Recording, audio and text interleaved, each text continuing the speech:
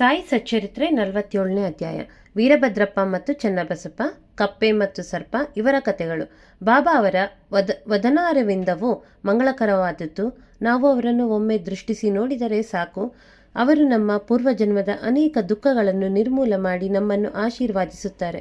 ನಮ್ಮ ಮೇಲೆ ಅವರ ಕೃಪಾದೃಷ್ಟಿಯು ಬಿದ್ದರೆ ನಮ್ಮ ಕರ್ಮಬಂಧವು ಬಿಡುಗಡೆಯಾಗಿ ನಮಗೆ ಅತಿಶಯವಾದ ಆನಂದವು ದೊರಕುತ್ತದೆ.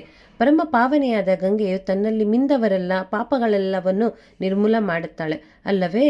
ಆದರೆ ಅವಳು ಸಂತರು ತನ್ನಲ್ಲಿ ಬಂದು ಮಿಂದು ಅವರ ಪಾದದ ಧೂಳಿನಿಂದ ತನ್ನಲ್ಲಿರುವ ಪಾಪಗಳನ್ನು ಅಳೆಯಲೆಂದು ಆಶಿಸುತ್ತಾಳೆ. ಶ್ರೀ ಸಾಯಿಯು ಸಂತ ಶ್ರೇಷ್ಠರಲ್ಲಿ ಅನರ್ಘರತ್ನ. ಈಗ ಅವರು ಹೇಳಿರುವ ಈ ಕಥೆಗಳನ್ನು ಕೇಳಿರಿ. ಕಪ್ಪೆ ಮತ್ತು ಸರ್ಪ. ಒಂದು ದಿನ ಬೆಳಗ್ಗೆ ಉಪಹಾರದ ನಂತರ ಅಡ್ಡಾಡುತ್ತಾ ಒಂದು ಸಣ್ಣ ನದಿಯ ದಡಕ್ಕೆ ಬಂದೆನು. ನನಗೆ ಆಯಾಸವಾಗಿತ್ತು. ಅಲ್ಲಿ ಸ್ವಲ್ಪ ವಿಶ್ರಮಿಸಿಕೊಂಡು ನಂತರ ಕೈಕಾಲು ತೊಳೆದು ಸ್ನಾನ ಮಾಡಿ ಕುಳಿತಿದ್ದೆ. ಗಾಳಿ ತಣ್ಣಗೆ ಬೀಸುತ್ತಿತ್ತು. ನನಗೆ ಚಿಲುಮೆ ಸೇದಲು ಶುರು ಮಾಡಿದೆ. ಆಗ ಒಂದು ಕಪ್ಪೆ ಡರಾವ್ ಡರಾವ್ ಎಂದು ಒದರುವ ಶಬ್ದ ಕೇಳಿಬಂದಿತ್ತು. ಚಿಲುಮೆ ಸೇದಬೇಕೆನ್ನುವುದರೊಳಗೆ ದಾರಿಕಾನೊಬ್ಬನು ನನ್ನ ಸಮೀಪಕ್ಕೆ ಬಂದನು. ಅವನು ನನಗೆ ನಮಸ್ಕರಿಸಿ ತನ್ನ ಮನೆಗೆ ನನ್ನನ್ನು ಊಟಕ್ಕೆ ಆಮಂತ್ರಿಸಿದನು. ಅವನು ಚಿಲುಮೆ ಒತ್ತಿಸಿ ನನಗೆ ಕೊಟ್ಟನು. ಪುನಃ ಕಪ್ಪೆಯ ಶಬ್ದ ಕೇಳಿಸಿತು. ದಾರಿಕಾರನು ಕುತೂಹಲದಿಂದ ಅದು ಏನೆಂದು ಕೇಳಿದನು. ಆಗ ನಾನು, ಒಂದು ಕಪ್ಪೆ ತೊಂದರೆಯಲ್ಲಿ ಇದೆ. ಅದು ತನ್ನ ಇಂದಿನ ಜನ್ಮದ ಕರ್ಮಫಲವನ್ನು ಅನುಭವಿಸುತ್ತಿದೆ. ನಾವು ಪೂರ್ವ ಜನ್ಮದಲ್ಲಿ ಬಿತ್ತಿದ ಬೀಜವನ್ನು ಫಲವನ್ನು ಈಗ ಅನುಭವಿಸಲೇಬೇಕು. ದುಃಖಿಸುವುದರಿಂದ ಏನೂ ಪ್ರಯೋಜನವಿಲ್ಲ ಎಂದನು. ನಂತರ ದಾರಿಕನು ಅವುಗಳನ್ನು ನೋಡಲು ಹೊರಟನು. ಆಗ ನಾನು, ಒಂದು ಕಪ್ಪೆ ಸರ್ಪದ ಬಾಯಿಗೆ ಸಿಕ್ಕು ಒದರುತ್ತಿದೆ.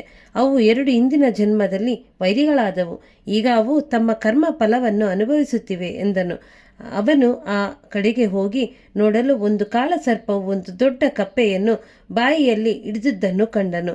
ಅವನು ಹಿಂತಿರುಗಿ ಇನ್ನು 10-12 ನಿಮಿಷಗಳಲ್ಲಿ ಸರ್ಪವು ಕಪ್ಪೆಯನ್ನು ನುಂಗಿ ಬಿಡುವುದೆಂದು ತಿಳಿಸಿದನು.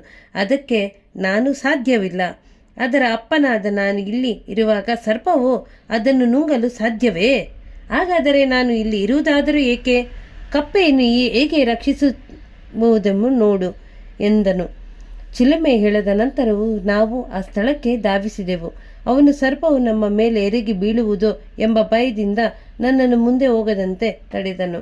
ಅದನ್ನು ಲೆಕ್ಕಿಸದೆ ನಾನು ಮುಂದೆ ಹೋಗಿ ಆ ಸರ್ಪವನ್ನು ಕಿರುತು, ವೀರಭದ್ರಪ್ಪ, ನಿನ್ನ ಶತ್ರುವಾದ ಬಸಪ್ಪನನ್ನು ಕಪ್ಪೆಯಾಗಿ ಹುಟ್ಟಿದ ನಂತರವೂ ಪಶ್ಚಾತ್ತಾಪಗೊಂಡಿಲ್ಲವೇ? ನೀನು ಸಹ ಸರ್ಪವಾಗಿ ಹುಟ್ಟಿದ ನಂತರವೂ ನಿನ್ನ ದ್ವೇಷವನ್ನು ತ್ಯಜಿಸಲಿಲ್ಲವೇ? ನಾಚಿಕೆಯಿಂದ ನಿನ್ನ ದ್ವೇಷ ಬಿಟ್ಟು ಶಾಂತವಾಗಿರು ಎಂದನು. ಇದನ್ನು ಕೇಳಿದ ನಂತರವೂ ಸರ್ಪವು ಕಪ್ಪೆಯನ್ನು ಬಿಟ್ಟು ನೀರಿನಲ್ಲಿ ಮುಳುಗಿ ಮಾಯವಾಯಿತು. ಕಪ್ಪೆಯು ಪೊದೆಯಲ್ಲಿ ಓಡಿ ಅಡಿಗೆ ಹೋಯಿತು. ದಾರಿಕಾರನಿಗೆ ಆಶ್ಚರ್ಯವಾಯಿತು.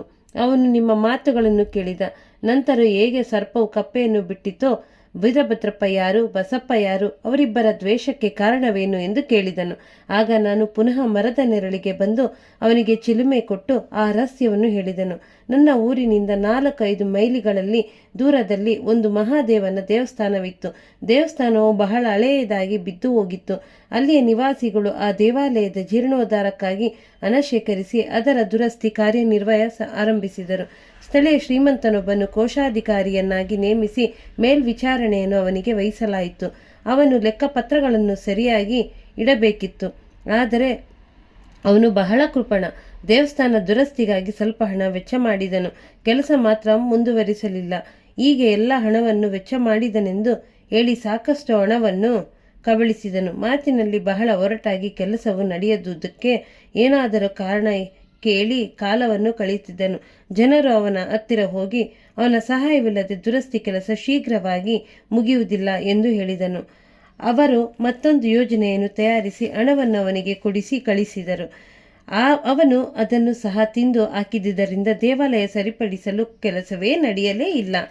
ಇದಾದ ಕೆಲವು ದಿನಗಳ ನಂತರ ಮಹಾದೇವನು ಅವನ ಪತ್ನಿಯ ಕನಸಿನಲ್ಲಿ ಕಾಣಿಸಿಕೊಂಡು, ನೀನು ಹೋಗಿ ದೇವಾಲಯದ ಗೋಪುರದ ಕೆಲಸಕ್ಕೆ ಕೈ ಹಾಕು. ನೀನು ಖರ್ಚು ಮಾಡಿದ್ದಕ್ಕೆ 100 ಮಡಿಯಾಗಿ ನಾನು ಕೊಡುವೆನು ಎಂದು ಹೇಳಿದನು. ಅವಳು ತನ್ನ ಕನಸನ್ನು ಪತಿಗೆ ಹೇಳಿದನು. ಅವನು ಇದನ್ನು ಕೈಗೊಂಡರೆ ತನ್ನ ಕೈಯಿಂದ ಬಹಳ ಹಣ ವೆಚ್ಚ ಆಗುವುದರಿಂದ ಎಂದು ಭಾವಿಸಿ ಅದು ಬರೀ ಕನಸು ಮಾತ್ರ ಎಂದು ಉದಾಸೀನ ಭಾವದಿಂದ ನಕ್ಕು, ಇದನ್ನು ನಂಬಲಾರದು. ಆಗಿದ್ದರೆ ಮಹಾದೇವ ನನಗೆ ಯಾಕೆ ಕಾಣಿಸಿಕೊಳ್ಳಬಾರದಿತ್ತು?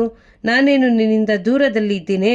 ಪತಿ ಪತ್ನರಲ್ಲಿ ವೈಮನಸ್ಸ ತರಲು ಉದ್ದೇಶಿಸಿದ ಕೆಟ್ಟ ಸ್ವಪ್ನ ಅದು ಎಂದು ಸುಮ್ಮನಾದನು. ಅವಳು ಸಹ ಸುಮ್ಮನಿರಬೇಕಾಯಿತು. ದಾನಿಗಳಿಂದ ದೇವರು ಅವರು ಅಪೇಕ್ಷೆಗೆ ವಿರುದ್ಧವಾದುದನ್ನು ಅಪೇಕ್ಷಿಸಿದಲ್ಲ. ದಾನವು ಕೇವಲ ತೃಣ ಮಾತ್ರವಾದರೂ ಅದನ್ನು ಮನಪೂರ್ವಕವಾಗಿ ಅರ್ಪಿಸಿದರೆ ದೇವರಿಗೆ ಪ್ರೀತಿ. ಕೆಲವು ದಿನಗಳ ನಂತರ ದೇವರು ಅವಳ ಸ್ವಪ್ನದಲ್ಲಿ ಮತ್ತೆ ಕಾಣಿಸಿಕೊಂಡು, ನಿನ್ನ ಪತಿಯನ್ನು ಕುರಿತು ಚಿಂತಿಸಬೇಡ, ಅವನ ಹಣದ ಅಗತ್ಯವಿಲ್ಲ, ನಿನಗೆ ಇಷ್ಟವಿದ್ದರೆ ನಿನ್ನ ಸ್ವಂತ ಹಣವನ್ನು ಖರ್ಚು ಮಾಡು ಎಂದು ಹೇಳಿ ಅಂತರ್ನಾದನಾದನು.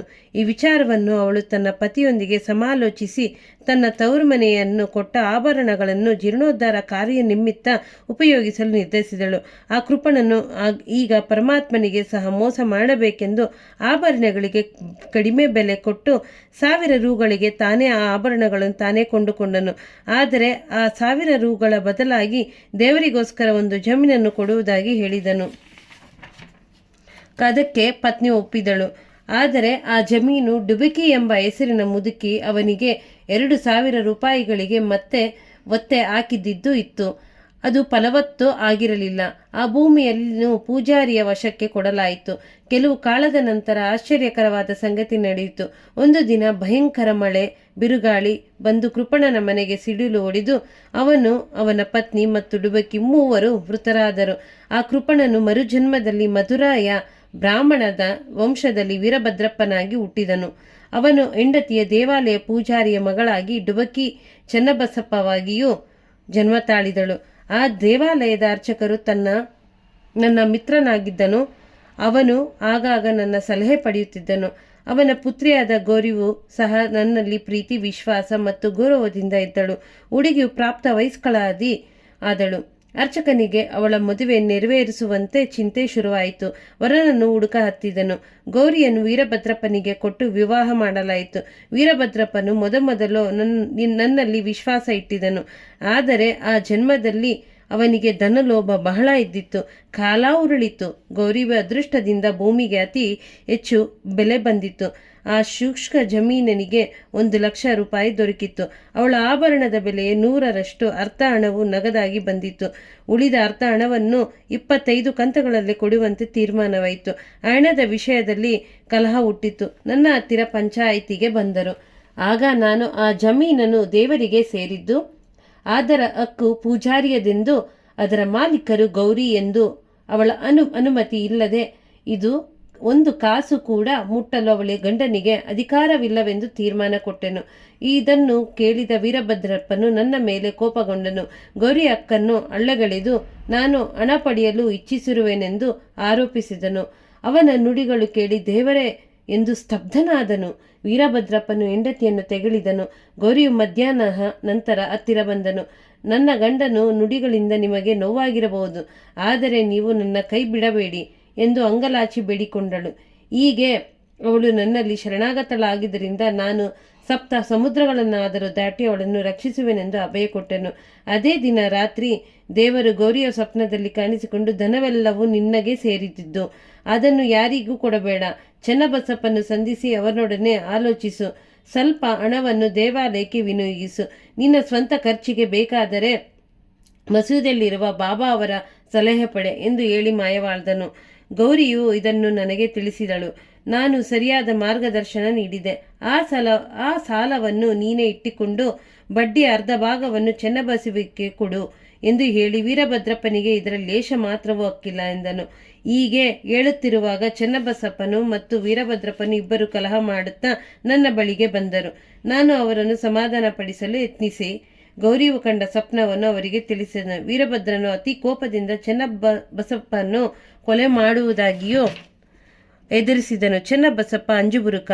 ಅವನು ಬಂದು ನನ್ನ ಕಾಲುಗಳನ್ನು ಹಿಡಿದುಕೊಂಡನು. ಆಗ ನಾನು ಅವನನ್ನು ಕಾಪಾಡುತ್ತೇನೆ ಎಂದು ಭರವಸೆ ಕೊಟ್ಟೆನು. ಕೆಲವು ಕಾಲದ ನಂತರ ಚನ್ನಬಸಪ್ಪನು ಗತಿಸಿದನು. ಹೀಗೆ ಚನ್ನಬಸಪ್ಪನು ಕಪ್ಪೆಯಾಗಿ, ವೀರಭದ್ರಪ್ಪನು ಸರ್ಪವಾಗಿಯೂ ಇರುತ್ತಾರೆ. ಚನ್ನಬಸಪ್ಪನು ಅರ್ಥಧ್ವನಿಯನ್ನು ಕೇಳಿ ನನ್ನ ಮಾತುಗಳು ನೆನಪಾದವು.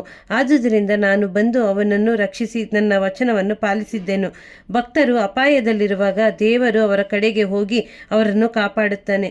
ನನ್ನನ್ನು ಇಲ್ಲಿಗೆ ಕಳುಹಿಸಿ ಕಪ್ಪೆಯನ್ನು ರಕ್ಷಿಸಿದನು. ಇದೆಲ್ಲ ಆ ಪರಮಾತ್ಮ ಲೀಲೆ. ನೀತಿ. ಮನುಷ್ಯನು ಮಾಡಿದ್ದನ್ನು ಅನುಭವಿಸಲೇಬೇಕು. ಆದ್ದರಿಂದ ತಪ್ಪಿಸಿಕೊಳ್ಳಲು ಸಾಧ್ಯವಿಲ್ಲ. ಹಣದ ಮೇಲಿನ ಆಶೆ ಅವನನ್ನು ಕೆಡಿಸುತ್ತದೆ. ಕೊನೆಗೆ ಅವನನ್ನು ನಾಶಗೊಳಿಸಿ ಇತರನನ್ನು ನಾಶ ಮಾಡುತ್ತದೆ. ಶ್ರೀ ಸಾಯಿ ಪ್ರಣಾಮ. ಶ್ರೀ ಸಾಯಿ ಸಚ್ಚರಿತ್ರೆ 47ನೇ ಅಧ್ಯಾಯ ಮುಕ್ತಾಯವಾಯಿತು.